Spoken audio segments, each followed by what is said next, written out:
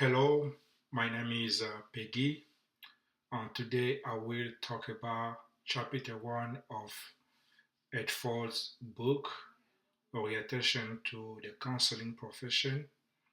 So, this chapter is called Becoming a Professional Counselor, Philosophical, Historical, and Future Considerations. I will share three ideas from this chapter that I like the most. I will also explain how each idea will help me in my future work as counselor. Chapter 1, Becoming a Professional Counselor, Philosophical, Historical, and Future Consideration by Efford and Badoshi. So this one is the base for everything else in this course.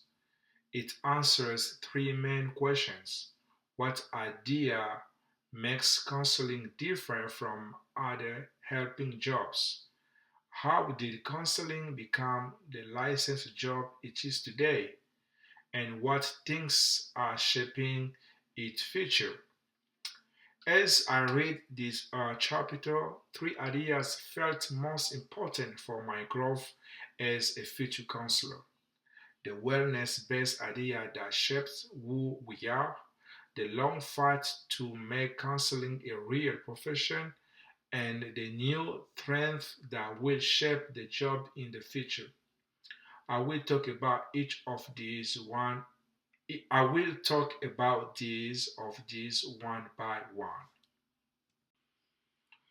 So, the first idea that impressed me the most is how this chapter talks about a way of thinking that focused on wellness and growth.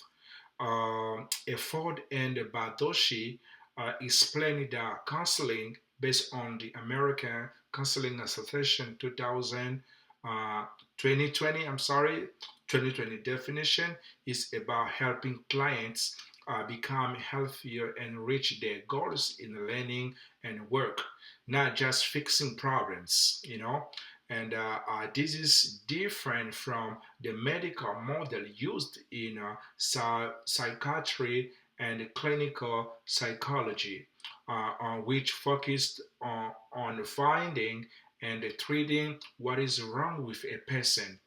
So, counseling instead used ideas about growth and prevention, like Mears and Sweeney's Will of Wellness. Um, this model looks at health in many parts of life, like body, feelings, relationships, spirit, work, and mind. And in my opinion, this world person strength focused way of thinking is the most important part of what makes our profession or profession special.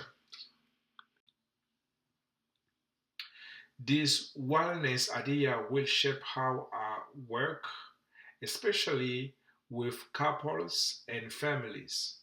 Instead of only looking at what is wrong in a family, a wellness view helps me see the strength, good relationships, and ability to grow.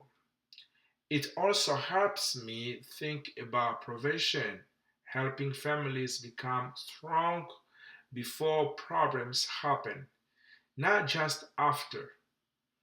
For clients in counseling, this means seeing their problems as changes to grow for both the person and the whole family. This fits well with the family focus method I use in my counseling style. The second part, the second important point was about the history of counseling profession. The chapter follows his history from the start when Frank Parsons opened the Boston Vocational Bureau in 1908 all the way to all the way to today when counseling is a fully licensed profession. Some important dates along the way: in 1913, people studied the National Vocational Guidance Association. In 1952, the American Person and Guidance Association was formed. In 1958, a law called the National Defense Education Act gave money to train school counselors. And in 1981, a group called CACREP was created to make sure counselor training program met the same standard. In 1992, the association changed its name to American Counseling Association. By the mid 2000s, every one of 50 states requires counselors to have a license. So, Guidon and Lane 2020 make a similar point. I quote, "This history shows that counseling did not become a real profession by accident. People work hard on purpose over many years to turn it from a simple helping activity into a profession with real rules, training, and licenses." Learning this history is important to me. It helps me feel connected to something bigger than myself as a counselor.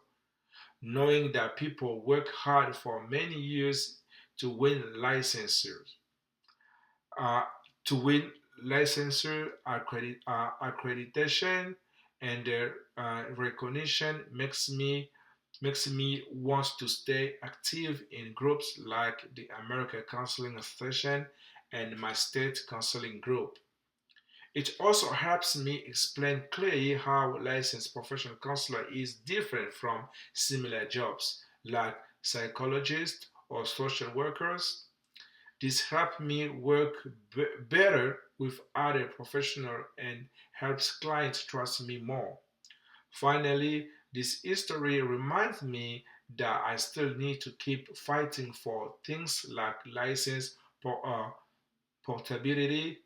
I mean like being able to use my license in different states and fair recognition. So this is still part of my job as a counselor. The third point I like was the chapters talk about new trends, new trends that will shape the future of this job. These trends include more online therapy called telebehavioral health, more counselors working together with others healthcare workers as a team, and more support for laws that let counselors work in different stages, like the counseling compound. The chapter also says counselors need to learn new technology, but they must still act ethnically and care about their relationship with clients. And Badoshi 2024 says these changes are very important, not just small detail. So they believe these changes will shape how future counselors see their professional identity. The main idea is our field must keep growing and changing, but it should never forget its core value eh, of helping people stay well. These future changes will affect my own career growth in real ways.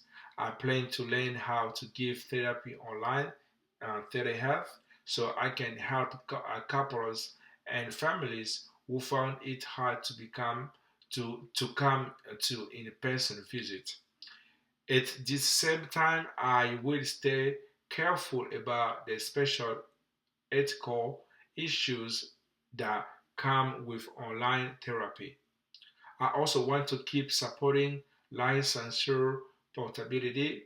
This means making it easier for counselors to work in different states. This helps both counselors and the clients who need care without interruption. Finally, I plan to keep learning about integrated care. This means working together with other helpers like doctors or religious leaders so I can support clients in a fully and complete way. Whether, I work in community clinic or a private practice. So, together, these three ideas believing in wellness, learning from a hard professional history, and looking toward the future make up the base of my growing professional identity. Most Gibson and Delareed say that becoming a counselor is not something that happened once. It is a long process that keeps changing throughout a person's world career. Um, so, chapter one taught me that this identity does not just come to me automatically. I must understand it, protect it, and keep building it by learning and taking action. As I continue my training, or I continue, to learn. I want to bring this focus on wellness, this knowledge of history, and this readiness for the future into every relationship I have with the clients. I'm lucky, to help. So this presentation is based on three sources: a chapter by Edford and Matoshi about becoming a professional counselor, a counseling guide by Guidon and Lane, and a study by Moss Gibson and Delareed about how professional identity growth. These three growth. I'm sorry. These three sources help me build this presentation and help me understand what it means to grow in this profession. Thank you very much for watching. God bless.